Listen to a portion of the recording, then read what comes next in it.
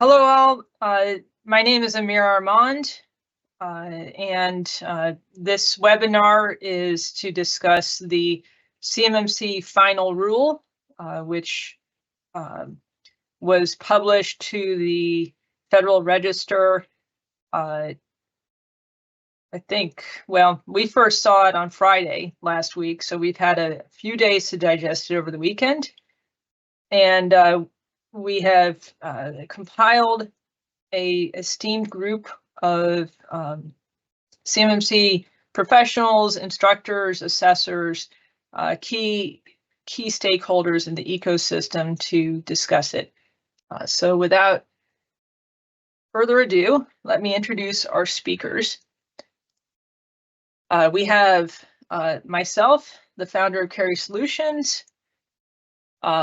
We have Vincent Scott, who's the CEO of Defense Cybersecurity Group, a provisional instructor and certified assessor. Brian Hubbard, the president of Evolve Cyber, LLC, and president of the MSP Cybersecurity Exchange, MSP CyberX, which is a nonprofit 501c3 focused on educating and supporting MSPs and MSSPs with cybersecurity compliance challenges. We also have Logan Therrien, the operations manager for Kieri and one of our lead assessors, and Jonathan Weeden, a cybersecurity assessor and CIO for Kieri Solutions. And obligatory, sorry, we have to just show you that we are a C3PIO. We do lots of stuff related to CMMC. I think we have one of the best reputations in the ecosystem for providing quality content and getting our clients to actually be able to pass assessment, or if we're assessing them, doing a good job doing that assessment. We actually had two of our consulting clients get a perfect score on a third-party level 2 assessment, 800-171 assessment in the last month. We're very proud of that. And we have, I think, about 5 companies that we've been able to get a perfect score on their joint surveillance assessment. So they're going to be, we're looking forward to awarding them some CMMC level 2 certificates real soon. All right, moving on. So here's the topic for the day. We're talking about the CMMC program, which is part of the 32nd Code of Federal Regulations. And I'm going to turn this section, which is an overview of the scoping, over to Logan. Hi, team. So, you know, the CUI scoping is a little bit different than what it was for the prior to CMMC. You know, there are some additions, but it's not different than what we expected, really, for CMMC scoping based off the scoping guides that have been available on the DoD CIO website for quite some time. So in general, I don't know how most people take a view of scoping, but I have a perspective of Wild West, and I have to put it in a category to try to determine how things can go wrong and how to identify those things in order to protect it, right? So CUI assets, assets that process, store, or transmit CUI, right? So those are in scope and they're assessed against the 110 practices of the CMMC assessment guide, or the DoD, sorry, the NIST SP 800-171 practices. Amira, do you have anything to add to that? Nope. And just a reminder, you know, these slides, we're not intending you to frantically speed read them. We are going to release the slide deck so that you have all these quotes available to you to look up in the actual rule for context. And, you know, where stuff really hasn't changed, we're probably going to lightly review and then just keep going. So let me move on to this one. I did want to talk to this slide, if it's okay, Logan. Certainly. So we saw with the CUI definition, you know, this definition of processed or transmit, and it says can access, can edit, can manipulate as the definition of process.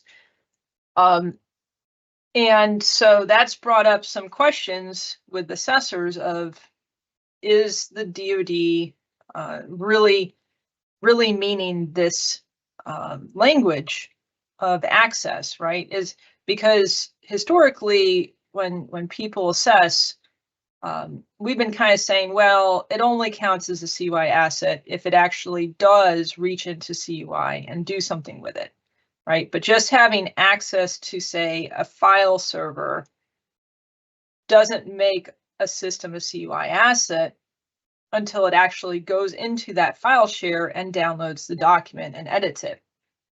And what we're seeing is a lot of commentary in the rule, as well as these two quotes that talk about access really is intended to be a thing. And the DoD in particular is changing how they look at contractor risk managed assets because they feel that those assets which are inside of a logical boundary with CUI, but not necessarily actually reaching out and touching it, they consider those assets are accessing or have the ability to access CUI. So let me hand it back to Logan for the next category, which is security protection assets. Thanks, Amira. So this is something that we did see change between how it was today and how it will be tomorrow, is the inclusion of the security protection assets. All right, so assets that don't process, or actually, the assets that provide a security function or capability, irrespective of whether or not process, stores, or transmits CUI. So how, this will be addition of the going into beyond the scope of your environment, those people and those processes that provide that support as a security protection asset, including them, how are they being protected in order to protect you. So they'll be assessed against level 2 security requirements now. Again, if there's something you've been working with Kieri or a consultant for a while, this is not a new thing to you. It should not be a knee-jerk reaction. You should be well aware of this. But if you don't, please ask. Next, Amira. So before we move on, there's a really important item here that did change, which is in the first version of CMMC, the instructions were to assess against applicable level 2 security requirements. And then the proposed rule came out and it said assess against all level 2 security requirements, at which point everyone freaked out, because all is a lot of things to assess, right? And in particular, there were concerns about stuff like door lock systems on the commercial network that provide, the door capability to a CUI enclave. And now we need to make sure that door lock system has all the security requirements applied to it, just like CUI needs to be secured.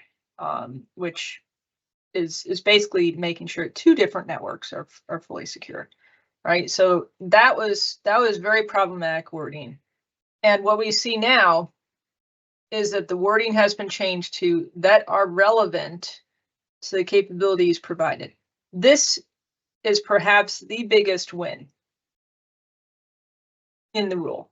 This is huge, huge, huge, huge. I didn't think that any companies not using an enclave would be able to pass assessment if we had gone with the previous wording. And what this means is that if you have a log server, we're going to make sure that the log server protects the logs and that it actually captures logs, but we're not going to check to see if that log server has vulnerability scans performed on, or if it has its own system security plan, if it's on a different network. For that door lock system, we're going to make sure that it does door locking, but we're not going to make sure that it's patched or has a risk assessment done, for example. Okay. And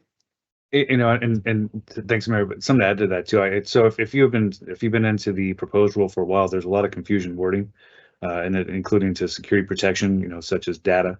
I think the final rule did a good job of kind of clarifying that and bringing it back, and including some tables about whether it's external service provider or cloud service provider providing a security protection function, and how it relates to the scoping.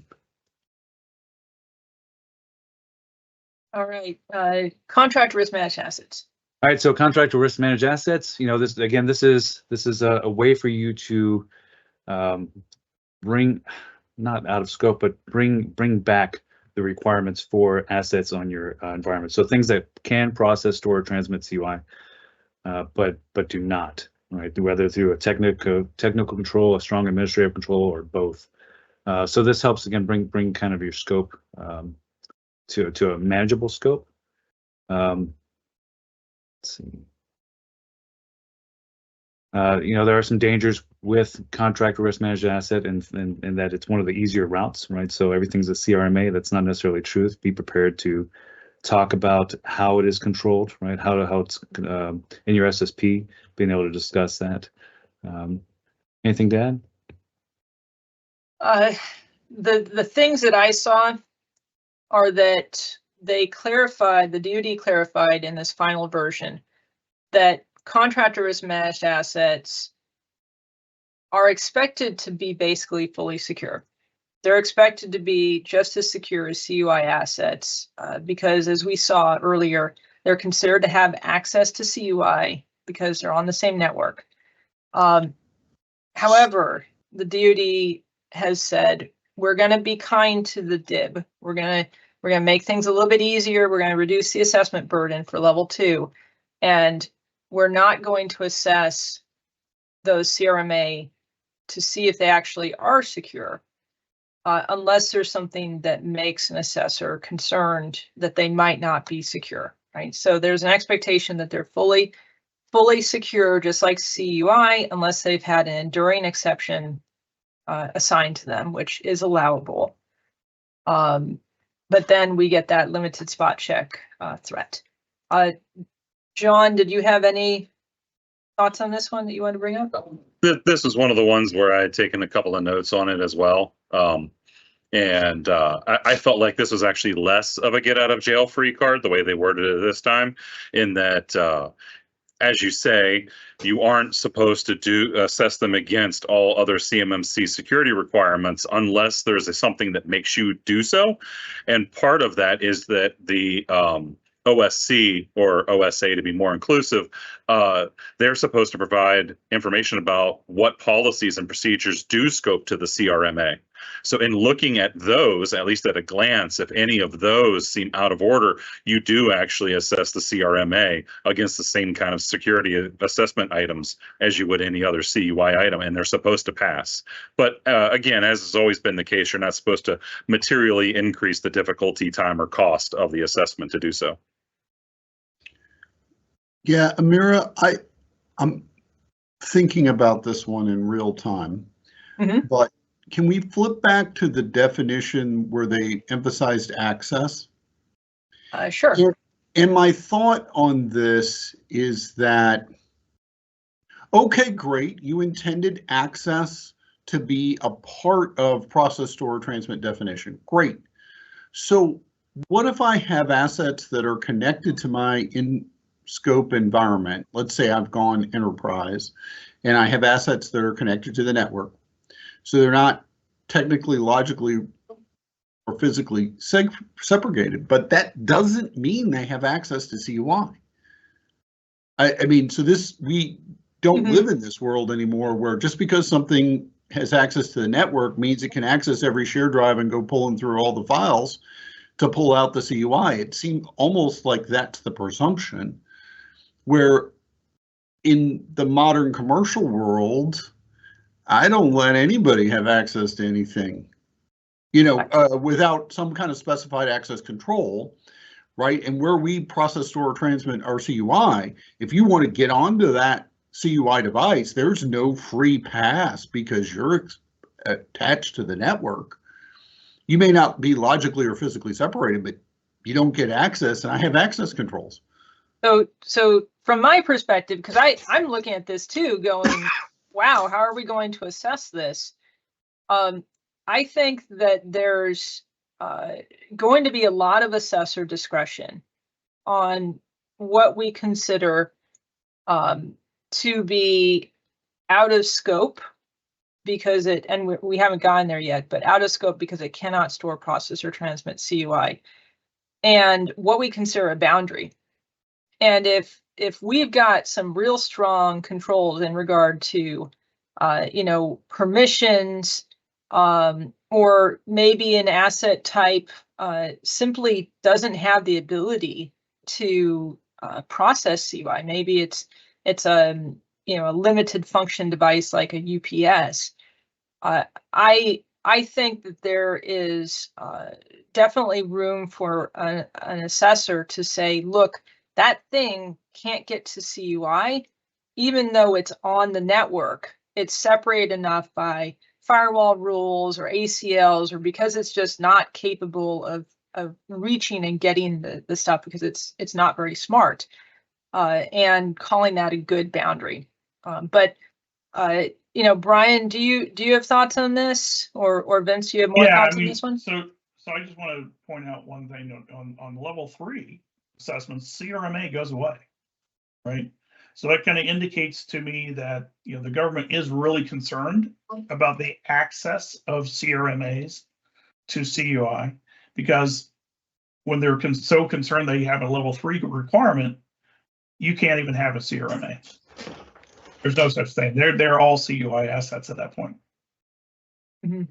Yeah, and I saw that too, Brian. I think it just really struck me that the presumption of not logically or physically separated means that there is access is completely flawed in the modern computer environment. I'm not a government IT guy, but I know back in 2000 at U.S. Central Command, right? If you were on the network, you had access to all the drives, right? You could see absolutely everything. You could, crawl around all over the darn place.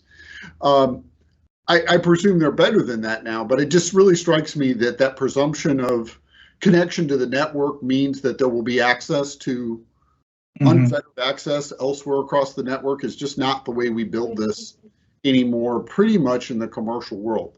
There could be some networks, particularly on low maturity companies, that do that.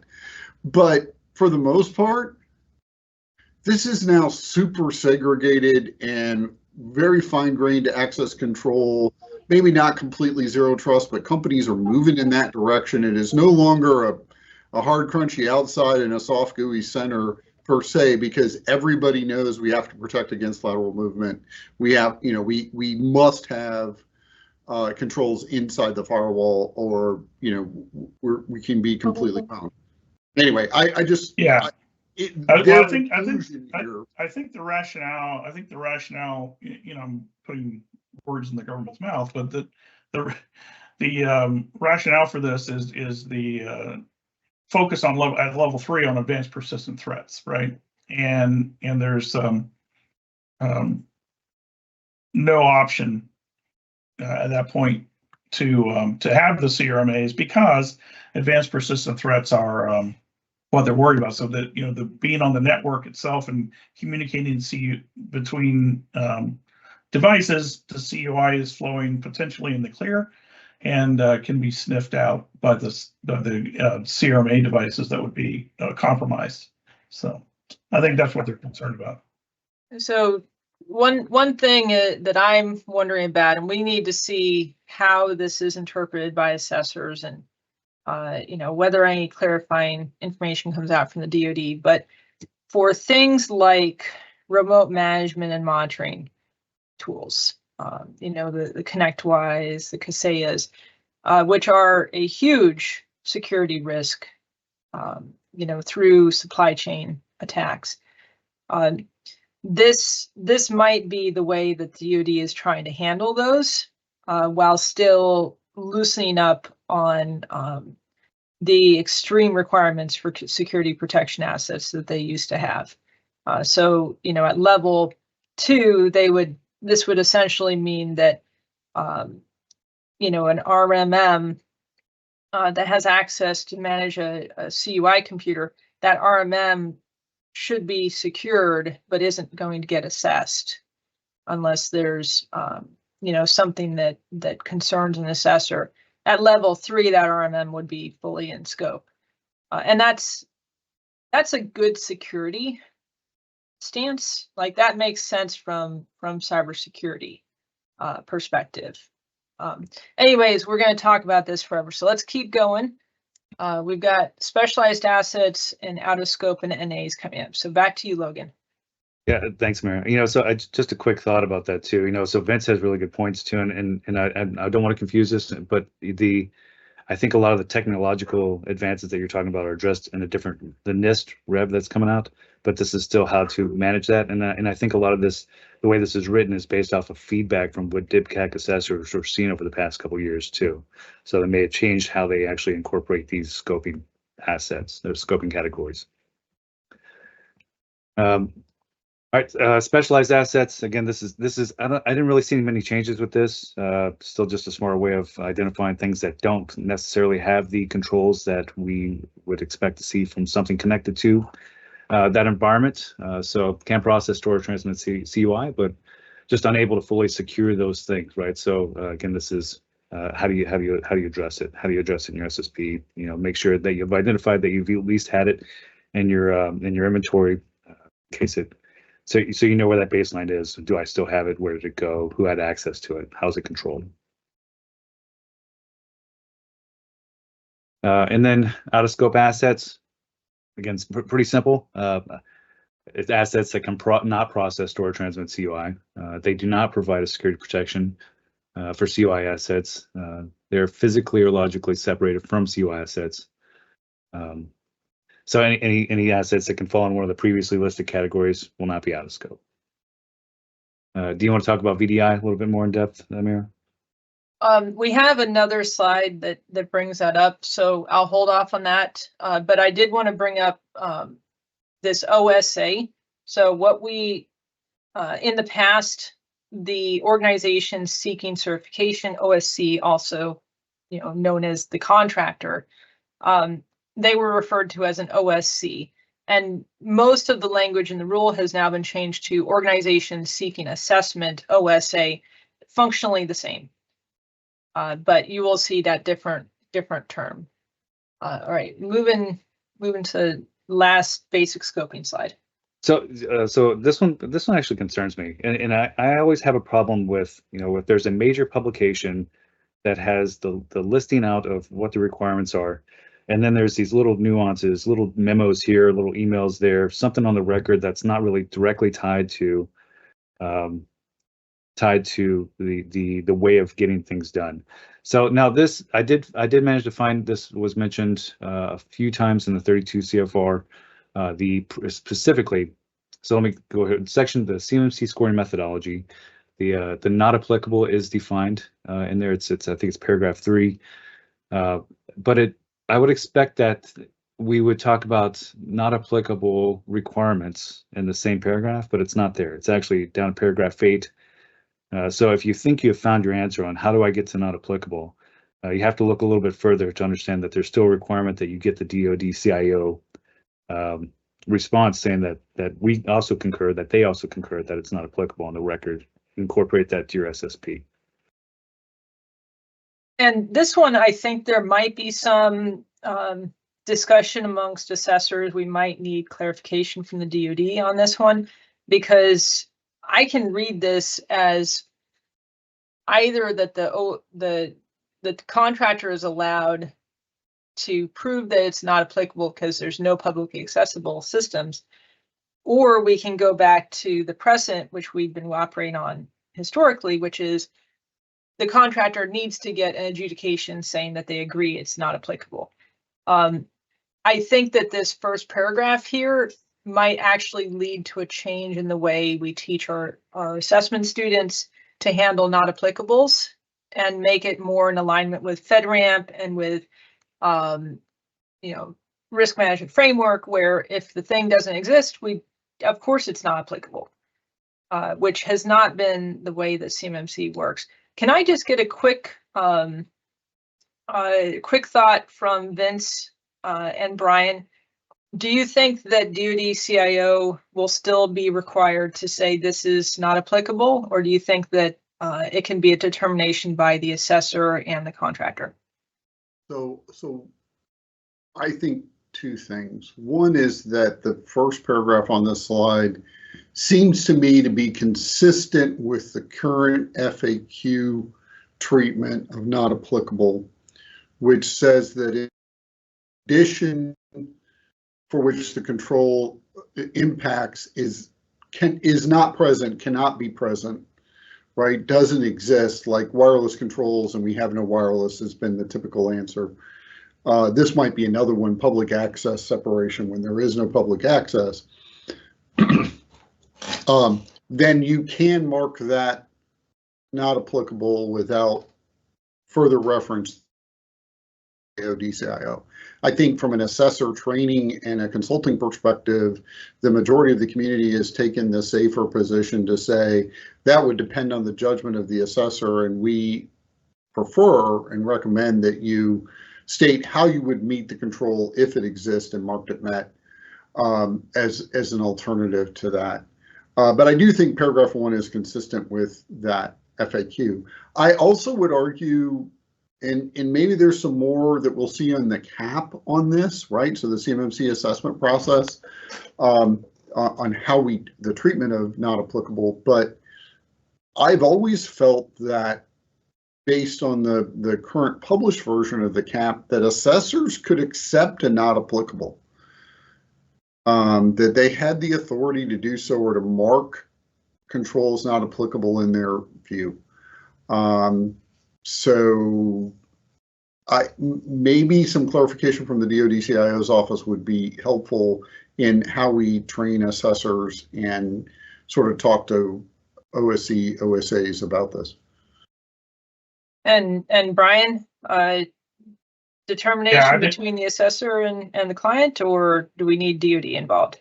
I think it's the assessor and the client, because the DoD is one, in a timely fashion, be involved is a non-starter, right?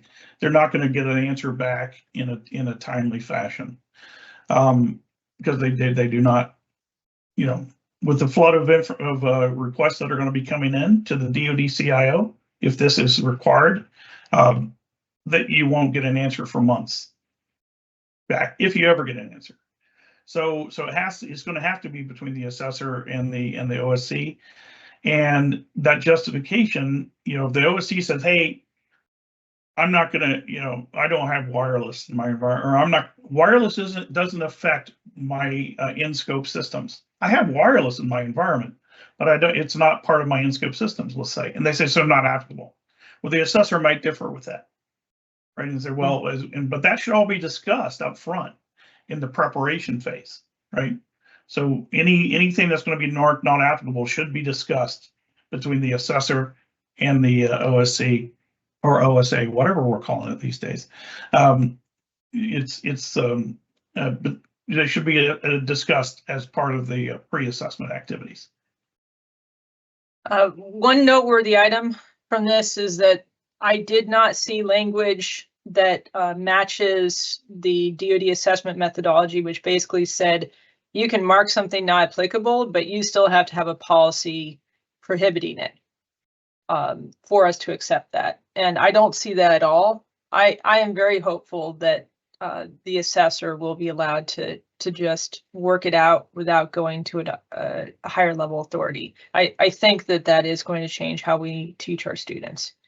All right, moving on. So we're now in the section for external systems, external service providers, clouds, and I'm going to turn it over to Brian to discuss. Okay, well, this is one of the areas that got real exciting, right? Because in the proposed rule, there was a lot of hand-wringing and consternation because external service providers, whether they be cloud service providers or say an MSP or an MSSP, was going to have to do a lot of work, right? Cloud service providers, still same kind of situation where if you're a cloud service an external service provider that is a cloud service provider, then and you're processing CUI, then you must be FedRAMP moderate or equivalent, right? On the other side, if you're an external service provider who is an MSP or an MSSP kind of IT service provider, and you're storing, processing, or transmitting CUI, then your entire scope, essentially, of everything that you do for the OSA is in scope of the OSA's assessment. Okay. They did provide an out for external service providers getting CMC level 2 assessed themselves. And I think we'll talk about that in a minute. But then if you're not storing, processing, or transmitting CUI, but you're basically doing security protection asset type things for that OSA, then the services you provide are assessed against are assessed as part of the OSA's assessment. The external service provider has to provide a customer responsibility matrix, and they have to have a description of the services they're provided to the OSA. And the OSA has to include in their SSP how that service provider is impacting basically the various controls within their assessment. So that's a major change, because before in the proposed rule, it was that if you're an external service provider, you have to be assessed against CMC level 2. And I should point out the definition of security protection data too is important, because security protection data is that the log data, the vulnerability data, is even passwords, so password management for the client. If you're an MSP and you have the master passwords of your clients, then that data is also security protection data and has to be protected as such. So that would be part of this of the services that are being provided, and it would have to be included in the OSA's assessment. And then the cloud side, we did get some relief, which is nice. So certainly if there's CUI being processed, the rule is, as the rule has been since 2017, where if you're a cloud service provider and you're storing, processing, or transmitting CUI, you have to be FedRAMP authorized or FedRAMP equivalent at the moderate level. And if you're an ESP, an external service provider that's using a cloud, so if you're providing a cloud service, your cloud service has to be that you manage, I should say it that way, that you manage. Your cloud service has to be FedRAMP. But if you're just managing a third-party cloud, if you're just passing through basically cloud services to your client, you as an ESP does not have to be certified authorized under FedRAMP, but your services that you're providing would have to be. So if you're providing pass-through of a cloud that's CUI, that cloud is going to have to be FedRAMP moderate or better, or equivalent. But if you're providing services, say using an RMM or using a help desk tool, your PSA, that tool itself does not now have to be FedRAMP moderate. It just has to be is considered a security protection asset. So it would be assessed against the relevant controls that apply to that service that's being provided. So Brian, we have an audience question, which is for MSPs that are going to get CMMC level 2 certified, which is allowed in the rule, but there's not a whole lot of content about it.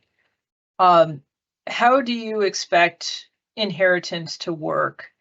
Will will it be useful or worth it to MSPs to get certified, or should they get assessed repeatedly as part of their client's assessment? Well, I think getting assessed repeatedly is going to be very painful. So I think it is going to be very worth it for MSPs and MSSPs to get certified. And as far as inheritance goes, I think it's going to be the same sort of scenario where if you're using a FedRAMP authorized cloud and you have you're inheriting controls from that FedRAMP cloud, you're going to have to specify, the OSA is going to have to specify in their SSP what they're inheriting and why they're inheriting it, basically, right? So what is it they're inheriting, and how does that justify the claim, essentially? And then they're going to have to be able to show in the customer responsibility matrix from the assessed, the certified MSP, they're still going to have the customer responsibility matrix, and they're going to have to show that they're doing the things that they're supposed to be doing in order for that inheritance to be valid. And another question that we were going to bring up was this slide, this table talks about assessing multiple networks as part of one assessment. So, if we have a defense contractor, they're using a non-cloud provider, which has access to CUI or is storing, processing, transmitting it. Then the C3PO is on the hook to assess more than one whole network, which is a huge, huge job, right? That's scary to me as a quality lead for this organization. Yeah. Well, I should point out too that many Mhm. many OSAs use multiple MSPs/MSSPs. So it's not always a one-to-one type of relationship. You might use a SOC provider, you might use an IT service provider, you might, there could be many external service providers involved in one OSA's assessment. Absolutely. And I think that it's doable in most cases for the external service providers that have a limited security involvement, because maybe we'd only be assessing 10 different requirements against that external provider. But for the ones that actually have CUI assets on that other network, that is still a big situation where a CMMC certification of that other network is going to be, I think, well worth it to avoid getting repeatedly assessed over the same thing. Also, yeah, I mean, Amira, to Mhm. your point, about the SPDs, right? It's going to take some effort to determine for each type of security protection asset, what are the applicable controls? Because what's applicable to an external service provider might be different than what's applicable to, say, an MFA tool that you're using. Right. So you might have a much broader set of controls that actually apply, because you do need to know what their people are doing. How are they screening their people? You need to know about their services they're providing and what tools they're using. So there's going to be a lot of work to be done for determining whether an ESP is actually meeting their requirements. And I wanted to, we kind of skipped past this slide, but I wanted to bring attention to just a few items which don't need a whole lot of discussion. So there were actually some technical clarifications in the rule. So we saw that the DoD says, hey, if you create a VPN connection where your MSP, their equipment is coming onto the defense contractor's network, then that equipment is part of the scope, right? Probably a minimum as a contractor risk managed asset, if not more. Next, we actually got an answer, a real answer about virtual desktop infrastructure, remote remote sessions terminal services, which is, I know this is huge. This is huge.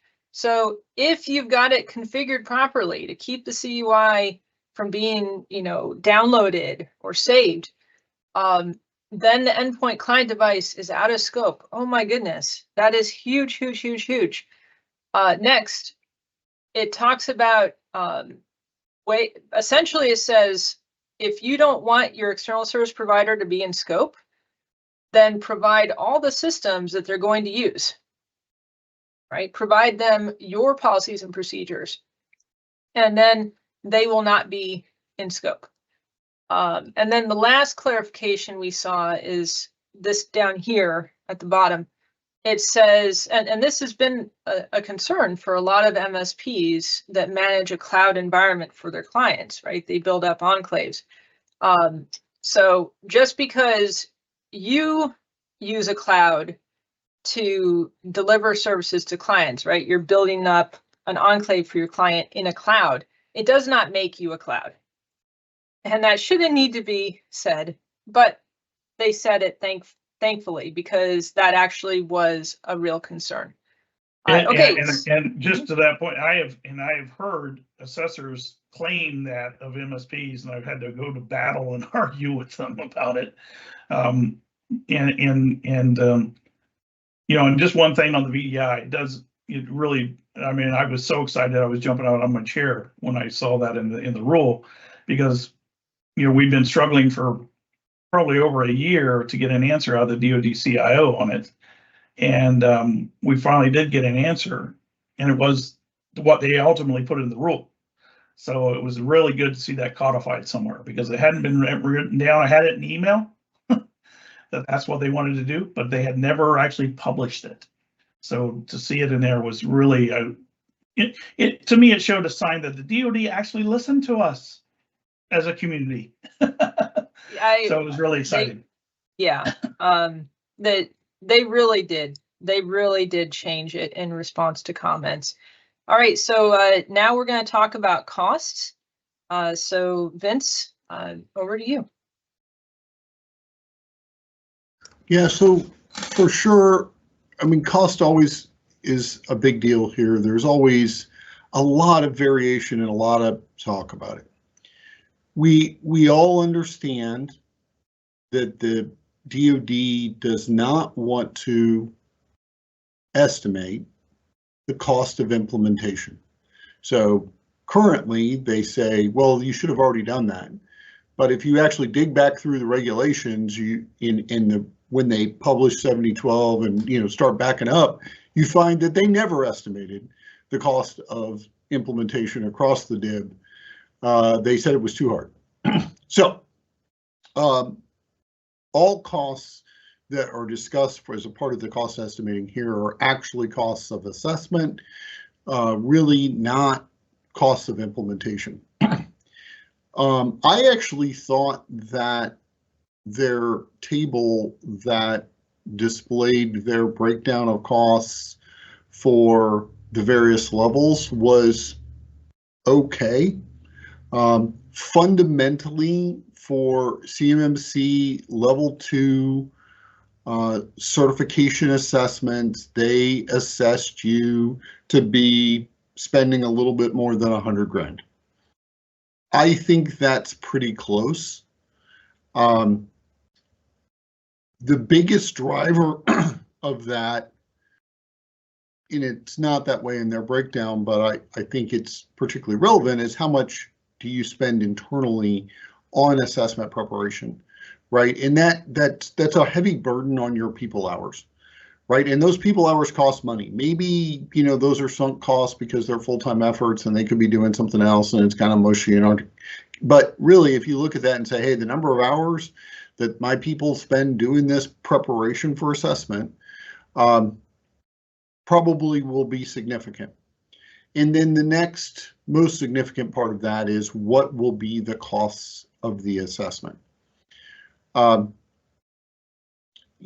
so I thought that their cost of the assessment being $75,000 was perhaps a little high, particularly in the small business arena. You might get away with less than that. But the overall, I think that is probably close at the level 2 certification assessment. We often talk about CMMC as a 6-figure problem. Here, the DoD is saying that they consider to be the level 2 certification assessment to be a 6-figure problem. And I think that this is probably not far off the mark. It's reasonably close to the what it's really going to cost. Now, the level 3 certification assessment costs are much lower, of course, because DIBCAC doesn't charge for the hours that they take to do that, and that was a significant part of the overall cost at level 2. I do think they probably underestimated the level 2 certification assessment costs, particularly considering that the plan and prepare, those sides of it, I think, will be more expensive. Maybe if you consider that to be simply additive to the level 2 costs, I still think it's kind of low, but maybe not as low. This continues to be very hard from an overall cost perspective for small businesses. The other thing that came out, and I think we're going to talk about it a little bit later in the slides, is that the DoD did mandate 3 certified assessors per assessment. So previously that had been 2, right? You needed to have an assessor and a QA person. Now it is 3. You need to have a lead assessor, an assessor, and a QA person. Although the QA person may not be full-time, so maybe it's, I've heard somebody say, hey, maybe it's 2.5 or what. Yeah, okay, the QA person is likely not full-time on the assessment. True, however, you still will need 3 distinct people that you are paying to participate in each assessment. And that is going to drive some additional costs. And they all have to be CCAs.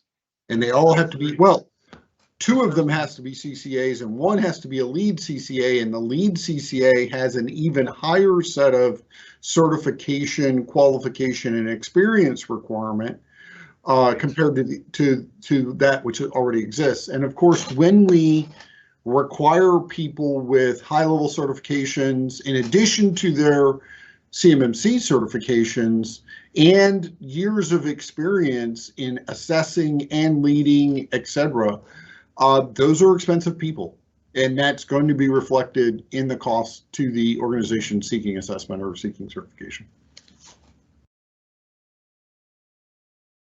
All right, and I'm going to jump over to our phase-in numbers. You can speak to that as well, Vince. Sure. So interestingly, if you're reading the rule, there's a paragraph up front that says only 8,000 entities are going to need to be certified. And I've just got another LinkedIn, my head is exploding, Vince, tell me this isn't true, post to me. I've answered this question several times over the weekend, and people freak out when they see that. That is not reflected in this table that also comes out of the rule directly. I'm not sure why they inserted that paragraph or what it relates to, other than it does say it's other than small. So that's for large entities. 75% of the DIB is small entities, as the DoD defines them, and they were all outside of that number. And so this doesn't break it down by entity size, but you can see that the DoD anticipates 80,000-ish companies requiring a level 2 certification assessment, and only 4,000 being level 2 self-assessed. So the DoD intends for this to be heavily weighted towards certification assessments at level 2 is what I take away from this. And that the level 1 self-assessment requirement will apply to a huge number of companies in the DoD's estimation. I think it's going to be interesting to see how many truly level 1 companies we have versus level 2, and based on the way the DoD shares CUI. Yeah, we only got a couple minutes. But pretty much CMMC is going to apply to all DoD contracts. I mean, maybe there'll be a couple where it's not in there at all, but based on the level, including level 1, right, for FCI, I think CMMC is going to be broadly applicable. And then at level 1, that self-assessment to using the CMMC rules, right, which is a little different. And then even at level 2 self-assessment, that's using the CMMC rules and not the DoD assessment methodology. Thank you, Vince. So just in terms of time, I do expect we're going to go a little bit over the hour. If some of our panelists need to leave, that's okay. But the few that are left will answer the questions as rapidly as we can. So last couple items. We do need to talk about certification requirements. And this is my least favorite part of the rule because it is gobbledygook, very hard to decipher. You have to cross-reference back and forth, and there's no straight answer. And these quotes are the straightest answers I could find that would fit on a page. Okay, and I got no idea what I'm looking at. So to give you the quick interpretation, if you're going to do level 1 self-assessment, you need to do all the requirements at level 1 perfectly from the start. For level 2, you've got that 6-month period where you can fail some requirements, but not a whole lot of them.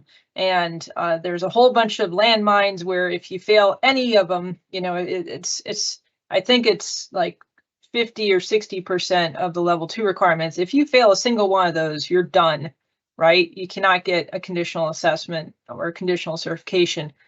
And even if you do, you know, fail just the perfect ones that, you know, are not essential, then you still have 6 months to fix them, and then you have to be perfect again. So ultimately what it comes down to is there's a little bit of wiggle room that takes a whole lot more text to write about than what people are actually going to be able to use it for. And then you have to be perfect. And then at level 3, you have to be perfect. So there's no significant changes that I saw between the proposed rule and the final rule on certification requirements. Now, next on this roll up, I did want to talk about organization defined parameters because for level 3, the document 800-172 from NIST is used. And that document, just like 800-171 Rev 3, has organization defined parameters. And in the rule, the DoD defined those ODPs for us for level 3. Which tells me that when we eventually get to 800-171 Rev 3, not now, but in the future, the DoD will also define those ODPs for us, which scares me because I don't know what they're going to define. Right? I don't know what they're going to put. Yeah, I think that's a good point, Amira, and they did give themselves the wherewithal to do that by putting in the rule. They said basically for purposes of the rule, I forget exactly how it's worded. It says that for the purpose of the rule, organization means the DoD. When it says organizationally defined, the DoD is the organization that defines it. Mm-hmm. So, for example, you know, here's 2 from the rule. The bottom one, that one I'm pretty happy with, okay? So sure, we need to have a cyber incident response team that can be deployed within 24 hours, right? And that's fairly easy to update policies and procedures for, and you know, we might need to get a different team based on it, but that's fine.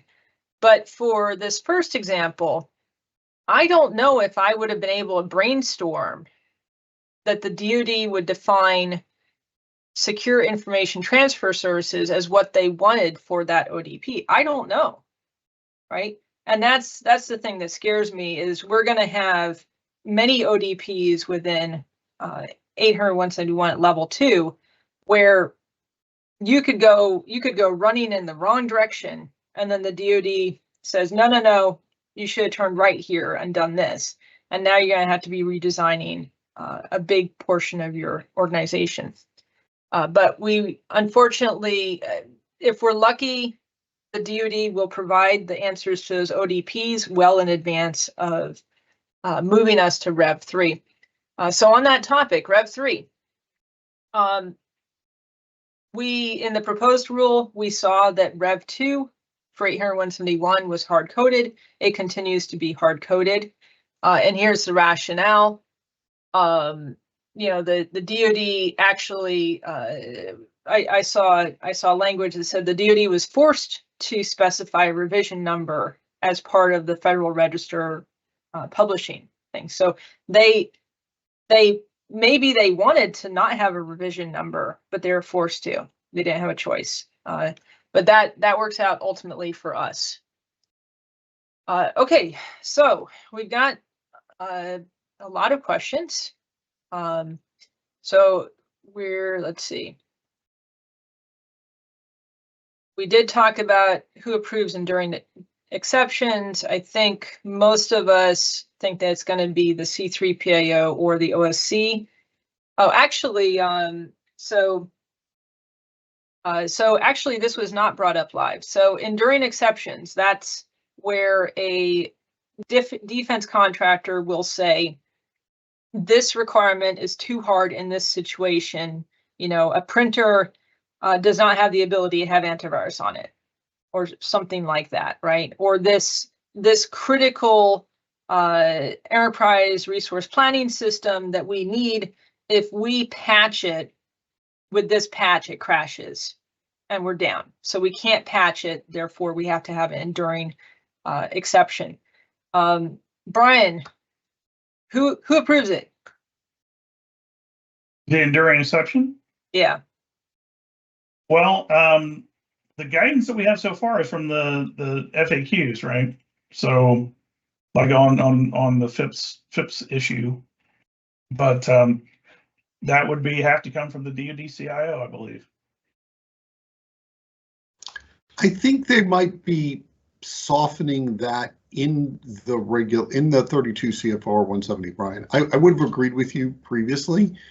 And I really need to think on it more, but I recommend to you, we need to dig into not only what it says about enduring exceptions in the regulation, but what they said in the Q&A, because they've invented a new thing again, an operational plan of action, right, under which these exceptions can exist. And I need to kind of correlate all of the things they said kind of spread out about this and put that together in some cohesive way. And I just haven't gotten my brain completely wrapped around it yet, but I think there's going to be some options in there. I Logan, hope so. Logan or John, do you want to take a thought? Who would improve an enduring exception? Keep in mind an OSC might be the person. Yeah, that the wording in this identifies specialized assets and GFE as both being potential enduring exceptions. I don't think that they're going to expect any third party to identify all the GFE being handed to anybody. Also on page 134, it says that the enduring exceptions or temporary deficiencies will be addressed in the OSA's operational plan of action, which is a split they've generated now between official POA&Ms and operational plans of action, which are allowed when you do your exception as opposed to open POA&Ms. So you can have an open operational plan of action item during an assessment and still be considered met as long as you have how you're going to remediate or handle that, whether it be temporary or enduring. And the only person I can think of that's writing all of that for all of these companies is the organization seeking assessment. So I think it's just the OSA writes it down, justifies it thoroughly, and explains it. I agree with Jonathan. I read that yesterday. It kind of threw me off because that differs than what I knew to be true, which was that an open POA&M meant that it was not met until the POA&M action was closed. So that's the way I understand it now too. So it's up to the organization. Yeah, I guess the thing that causes me to wonder, I definitely agree with you. I hope that's the way it actually ends up working, the way Jonathan just described it, because that makes more sense. But that doesn't always equate, right? So enduring exceptions, the way it's written up, I believe, if I'm recalling correctly, I read, I may have read it one way, a different way, but to me it says basically that all the examples they provide, I should say, are have been happened after post assessment. So I got the impression. I mean, the FIPS thing, that's the common one, but to me it looked like something happened after the fact. Like you got assessed, and then something happened that you went out of compliance with something that you can't fix because of the device is no longer in service or whatever the case may be, and you write that down that way. But I don't know. I could be. But there'll always be another assessment, right? So yeah, 3 years from 3 years. It's only a couple of years until you have to go through all this fun and excitement again. Yeah. And yeah, I just dropped into the chat really the last place that it talks about this is under what constitutes met, and it says enduring exceptions when described along with any mitigations in the system security plan shall be assessed as met. I think that allows for the operational plan of action that talks about an enduring exception and what the mitigations are to that. That could be a pretty wide avenue. And maybe another one that'd be interesting to see if the CAP has any commentary on assessing enduring exceptions. All right, folks, we're going to have to keep moving on, or else enduring exceptions are going to get more treatment than CRMAs and everything else, and external service providers. All right, so if we can shortly attempt to answer, given what you know about the CMMC ecosystem, the number of assessors required per assessment, the number of requirements per assessor, how many CMMC assessments do you think are going to be able to be performed, whether they pass or fail, in 2025 across everyone? Just give me a quick number. Logan, do you want to try one off the cuff? Oh, I can't. I think we have 55 C3POs. If each one of them had 3, then that's 1 maybe per week if they do their admin at night. So, that's I'm not good at math. I'd have to put out the calculator. But what I do think is that because the addition of the CCA, that's going to reduce what we thought we're able to accomplish, and the fact that now they've added additional certification requirements for CCAs, and some of these CCAs have folks that have been in the industry for a long time and did not maintain those certs because they didn't need to, because they do it every day, and that's just what I believe. So I think it's going to reduce what we expected to be able to accomplish. Thank you, Vince. Your turn to give a thought. My previous number, based on assessor math, not C3PO math, and based on 2 assessors per assessment, was a theoretical maximum of 1,500. I don't think we're going to see that many. I've got to recalculate based on 3 assessors instead of 2, and we also have some unknown variables that we're going to have to guess at for how many assessors are we going to lose permanently or temporarily based on the enhanced experience and qualification requirements that have been published in the final rule. So, we heard a little bit, we knew this was coming. Kyle talked about it a couple of months ago. However, how big it's going to be a cut. There'll be some people who are not going to make that. How big a cut? I don't know. How many people do we have in the ecosystem who can become a lead assessor? Don't know. What do I think we're reasonably really going to get? I think maybe 500, with the majority of those coming in the back half of the year as companies get online and they get the kinks worked out and more tier 3 and background investigations get done and that kind of stuff. All right. Thank you, Vince. Brian, what are your thoughts? Well, it lines up pretty closely with Vince. I think the the number of assessors is going to be the limiting factor, not the number of C3 PAOs.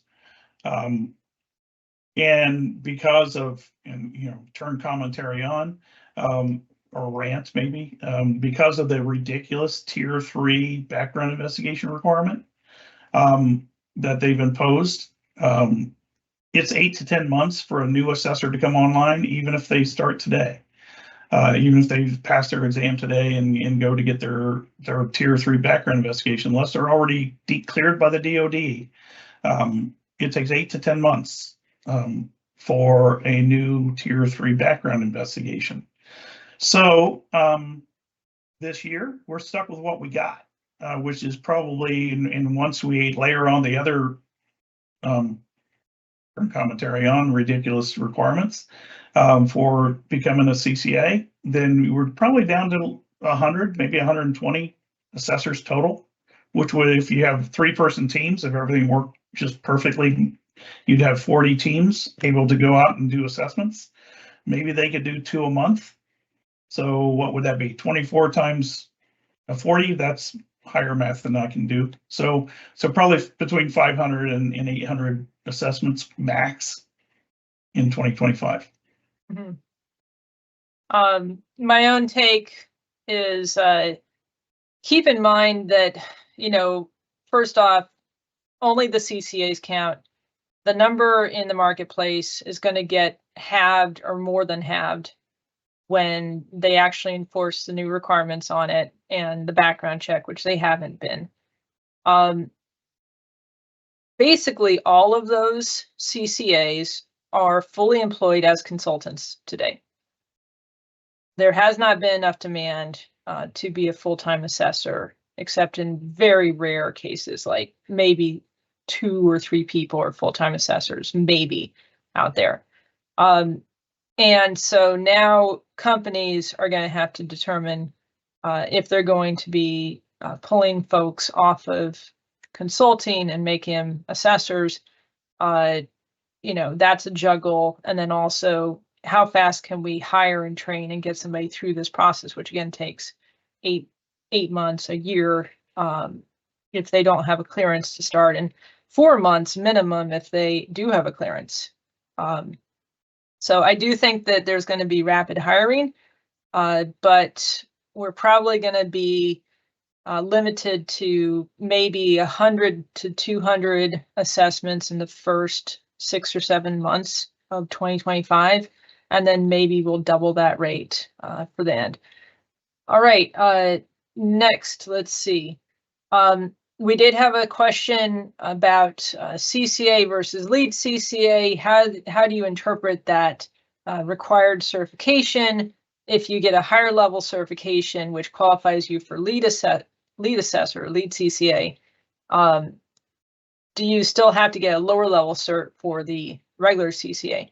The table that the DoD table that has those cert requirements does have a note that if you get the higher level cert, it works for all the lower level levels. So that's easy.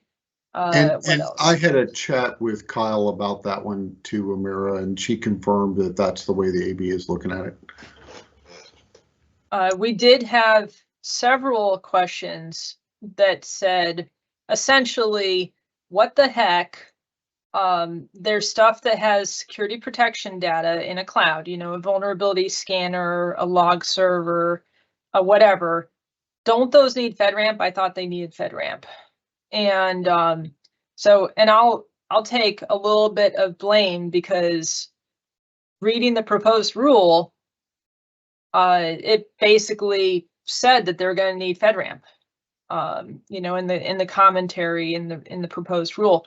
And just like requiring all external service providers to have a level 2, that's gone away, right? The DoD has completely reversed course on that and went the other direction. which is a big win for the ecosystem. Now we can actually use security tools that are cloud hosted without needing to choose from the handful that are FedRAMP.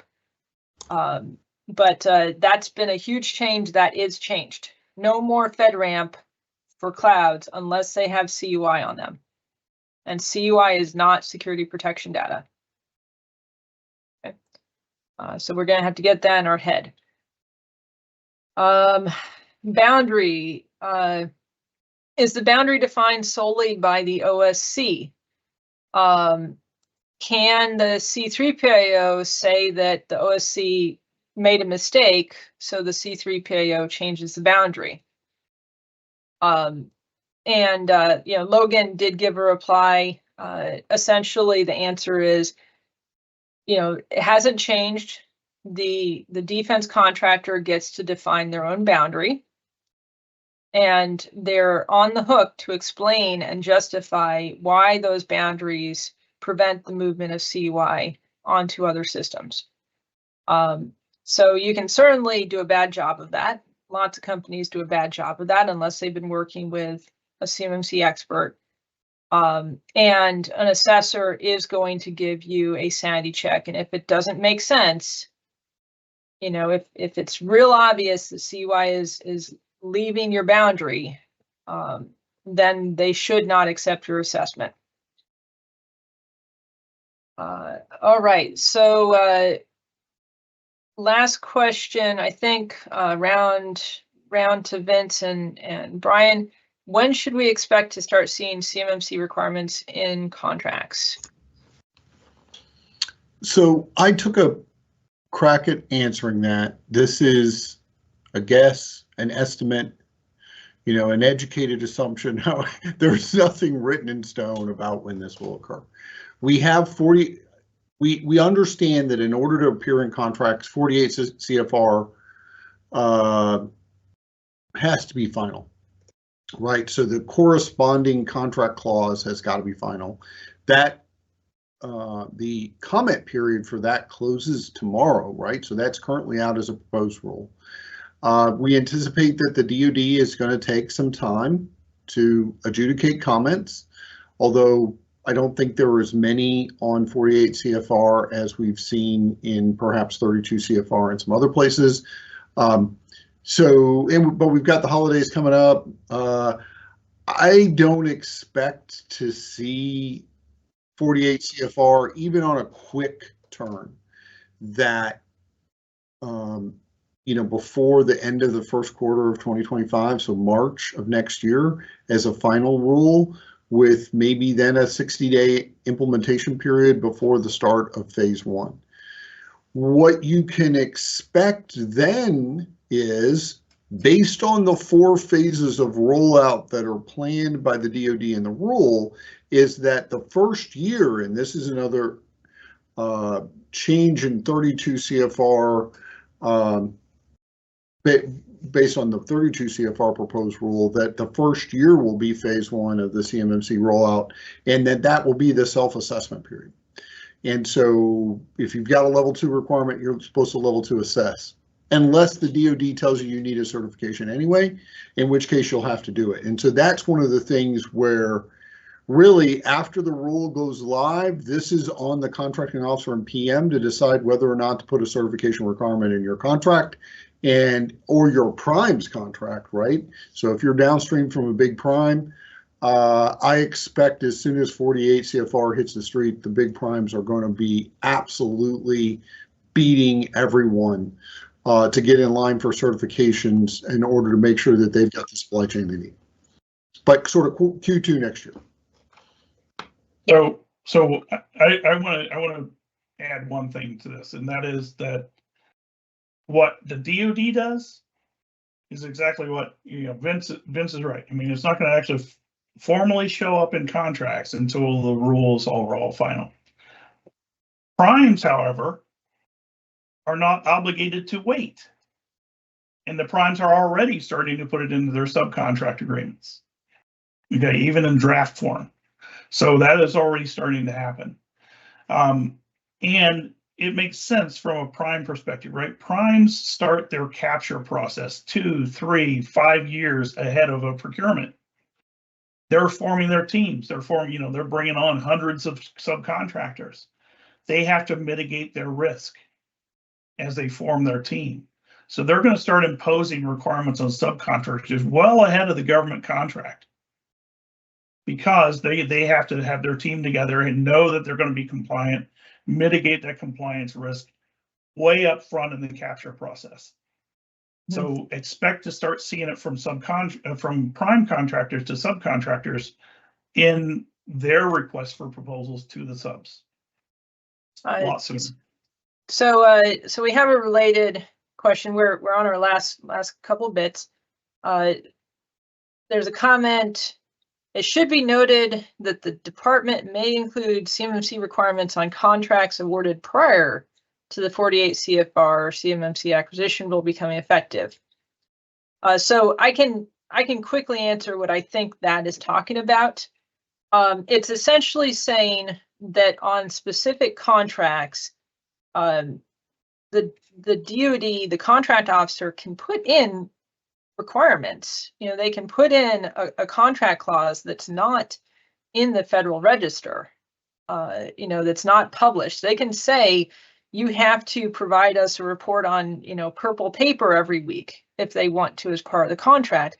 And they could certainly say, you have to be CMMC certified, or you have to have a score entered in an SPRS or whatever they want, but it would be a very manual process. I think that's what they're talking about. Do you guys think I have got that right or wrong? I think you have it right. That's right. That's a good point, though, right, to bring up. And I should have mentioned that little bit in my talk about it. The contracting officer can throw it in any time. I think Brian's comments are much more relevant than that, though. I would expect that kind of thing to be very rare from a contracting officer perspective. What Brian said, hey, December 16th, the day after 32 CFR is final and certification assessments can start, I expect big prime contractors to be beating their supply chains. Why aren't you already certified? Right? Can you get certified by Christmas? Maybe that's a slight exaggeration, but not much of one, right? Particularly given that I've seen a number of prime contractors who already have questionnaires out that says, are you CMMC certified? If not, tell me when you're going to be CMMC certified. And, I'm advising my clients that the answer to that is, politely, you're a moron, Mr. Prime Contractor, because nobody can be certified yet. Go away.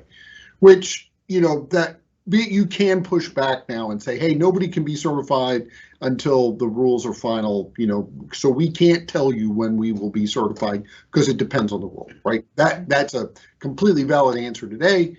However, December 16th, that's no longer a valid answer. And so you will then have to be explaining, because you can't say, I can't know anymore. That's not true. Now you're going to have to say, when are you going to be certified, and start answering that question. And I expect increasing pressure from prime contractors, as Brian indicated. All right. Last two topics. So very quickly, when will we see the new assessment guides, the CMMC model, the scoping guides? So if I remember correctly, when the proposed rule for this was put out, we saw the scoping guides, the attached documents, released maybe a week later. So I would expect the same timing, and we'll have more to talk about at that point. And then I wanted to pass this over to Logan for a minute regarding level 2 self-assessments, since it looks like we're going to be in that mode for maybe a year at this point. So Logan, what are your thoughts? So one thing I've noticed that's significantly different is if you go into SPR scores now, they're probably all over the place, right? Because the requirement due to DFARS 7019 was that you have a SPR score. But now when this kicks into effect, the self-assessment scores, it's applicable to that 80%, right? So you can't have less than 80%. no 5-point or 3-point failures. There's some 1-pointers that you can also not fail. There's some 1-pointers that or a 3-pointer that you can, right? So it becomes a little bit more complicated. So again, you have to dig into this 32 CFR to see what the self-assessment reporting criteria is, to make sure you're not putting scores that are way off the mark of what's expected and not unacceptable in the SPR system. I'll chip in just for everybody. So that's a score of 88, as Logan was talking about. I do have a personal B in my bottom over the 80%